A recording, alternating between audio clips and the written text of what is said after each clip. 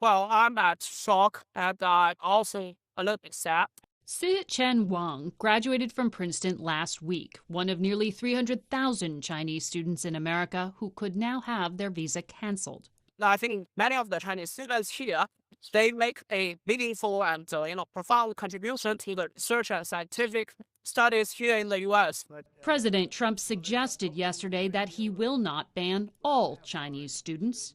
We want them to be checked. The reality is, U.S. law enforcement has already been conducting heightened screening of Chinese students for years because it believes the Chinese government uses some as untrained spies. All Chinese citizens are obligated under China's 2017 national intelligence law to cooperate with intel collection. Secretary of State Marco Rubio said he'll restrict study in so-called critical fields. U.S. intel has identified biotech, AI, semiconductors, and other technology as China's top priorities. Former Biden administration Homeland Security official and CBS contributor Samantha Vinograd told us the U.S. already keeps a classified list of subjects deemed too sensitive for Chinese to study.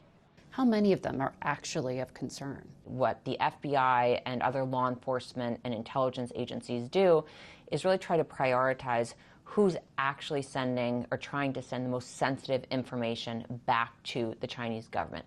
It is a relatively small subset of students. The U.S. government may also revoke visas for students connected to the Chinese Communist Party, but hasn't indicated how it defines those ties. At Wesleyan, Chinese nationals make up the majority of foreign students. President Michael Roth. There is a real problem of espionage, not just with China, with other countries, and that's an old problem. But I think they're using that real problem as a vehicle for trying to impose their will on a sector that they don't like right now.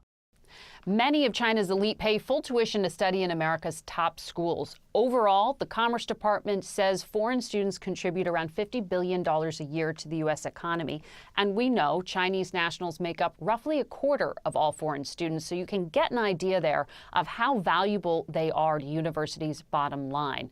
President Xi Jinping's own daughter graduated from Harvard. She still lives here, and he discussed the potential visa restrictions with Trump on Thursday. So if the best and brightest go study someplace else, longer term, there's also a cost to that. Margaret Brennan, CBS News, Washington.